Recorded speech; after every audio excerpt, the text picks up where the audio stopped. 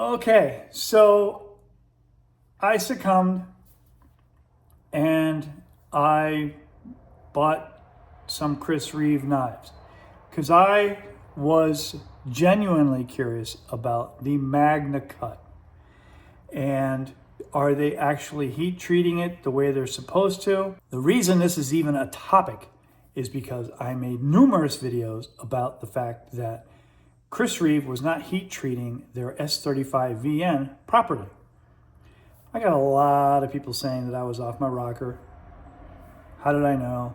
Do I have a Rockwell tester? No, and more no's. Any of you out there who are professional sharpeners or knife makers and work with steel, you know darn well when a piece of steel is hard or not so hard. But that takes years to develop, and that's how I knew, personally, Chris Reeve wasn't hardening their steel to what it's supposed to be, which is counterintuitive, seeing as he was in on designing that steel. Well, then they went to S45VN, I think just to shut me up. I don't know. I would like to say that I had something to do with that, but who the heck knows? But S45VN sure didn't last very long, did it? Because it's not that much better. A wee bit, but not that much better. Then they went with MagnaCut, and I have to admit, I think they're nailing it on the MagnaCut. Now, am I going to be drilling a hole in this thing? No, that ship has sailed, because I was cutting through those things like butter. And only a couple of them actually created resistance that made it hard to cut through to get that perfectly centered hole. And I kept those knives because they were heat treated properly. Well, time goes on, those knives are gone. I was just fed up with Chris Reeve. Now I have kind of softened my approach a little bit. Maybe it's maturity, not likely, I don't know. But I bought 3 Chris Reeve knives, the Backpacker. I thought, hey, that's pretty cool. I had one of the Nylas or Naylas, I do not know how to pronounce it. And I had it in 2 variations. I had the drop point and I had the Inkosi blade. I thought the handle was kind of atrocious. So when I saw the Backpacker, I thought, that's kind of neat. Really thin grind, MagnaCut, not a handle that looks like it's a rasp made to take skin off of your hand. Very lightweight. There's a lot of blade there. Backpacker, don't get that confused with Bushcrafter, because this is hollow ground, very thin, and you will destroy this knife if you go batoning and doing any prying or anything like that. It is a slicing knife.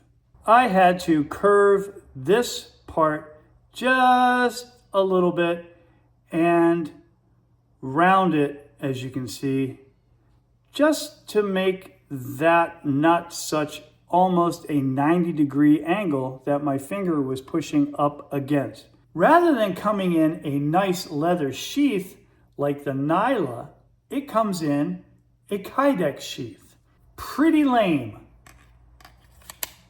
Goes in there, a little bit of play, has an adjustment screw. Okay. But look at this hole pattern. What the heck's that supposed to attach to, Chris Reeve? Certainly not a small tech lock. None of those holes line up. Must be a large tech lock. Nope, not a large tech lock. That means I have to drill a hole. Well, screw that. I wanted a leather sheath like the Nyla. Well, again, bucket o' sheaths. Out comes an old Bark River sheath. Perfecto. Oh, here we go. Perfecto. Nice combination. Keeps a great edge, took a nice edge. I've done a lot of stuff with it. It actually makes feather sticks, but again, it is not a bushcrafter. You will destroy this knife in short order. if you treat it as such. While I was monkeying around with that, the Sebenza showed up. MagnaCut, and this is the glass blasted, as opposed to the bead blasted of the other, or sand blasted, or media blasted. I do not know what they use, but I did look up glass blasted, and I thought, why not? 50 bucks more, but it looks kind of cool. I recommend it.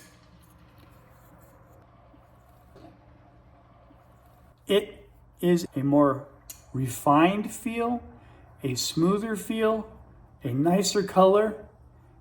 It is lovely. This particular one came with silver hardware. I like that. It is sharp, nice and even edge all the way up. Hair popping, comfortable. I did take it apart, cleaned off the perforated washers, reapplied the grease that comes with the knife. Never really been a big fan of the grease, but I'm giving it a real try to see if I like the kind of hydraulic feel that having grease in there gives you, as opposed to the 940 that doesn't have a hydraulic feel and can kind of yeehaw on its way open. This, you'd be hard pressed to thumb flick.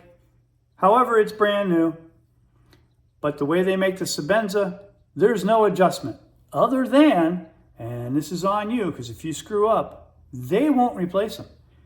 Polish your washers.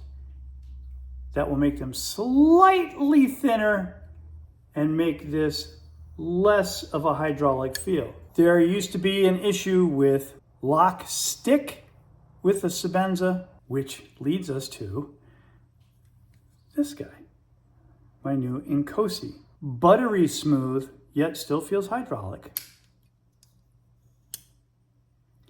But you don't have that lock stick because it's the ceramic ball at the corner of the lock that falls into the detent on the blade to keep it closed and falls behind the back of the blade to keep it open. Serves two purposes. So when I took apart the Sebenza, I noticed it had the same technology. So they have changed how they make this knife to be more in line with how they made this knife.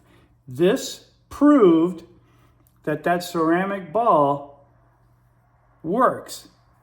So they put it into the Sebenza. For you guys that have the older Sebenzas, when you took it apart, you always saw on the lock bar towards the tip an area that was anodized or heat treated, because it was made to be a little harder than the other titanium so that it didn't just wear out, slamming into the back of a hardened steel blade. Because I know some of you are going to ask, which knife do I like better?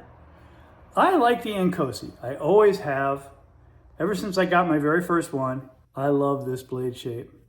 And this is the blade shape that I kind of leaned towards years ago when I did this video about which blade shape is best for you. This is a really versatile blade shape. Is it durable like this? No, but it is an amazing slicer and quite a good utility knife. As long as you can remember, don't apply any lateral pressure to that tip. Even though it's MagnaCut, which is a tough steel, you're gonna break that tip. When you send it back to Chris Reeve, they're going to say, bummer, it's gonna cost you $300. I'm making that up. I don't know what it costs for a new blade. And they'll put a new blade in there because they have to do the thicknesses and all that good stuff and send it to you. I was skeptical about buying that knife because of that handle shape. I thought, I've had Randall-made knives that have finger grooves, and if those finger grooves don't line up just right, that can be rather uncomfortable. Well, I'm lucky. Finger grooves are perfect on the Inkosi for me. Oh, fuck me. Nobody got hurt. More importantly, the knife didn't get hurt.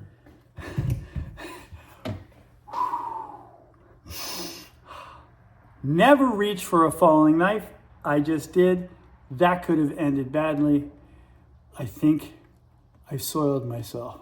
You want to get the Insingo, you can get it in this. I opted to get it in this because, you know, I have had the big purge. I just almost had a big purge just a second ago. That big purge did not include Chris Reeve Knives because that happened years ago. I got rid of them. Usually I don't think about a knife after I've purged it and it's gone. It's out of my life. That's a wrap. The Inkosi, I have to admit, I thought about it. Even with the hole in the blade, I thought, you know, that really was a great knife and I didn't carry it enough. I'm going to continue to keep my promise about this 940. This has been a joy. Wake up in the morning, this goes in my pocket. That's a wrap. That's it. That's how it's going to be.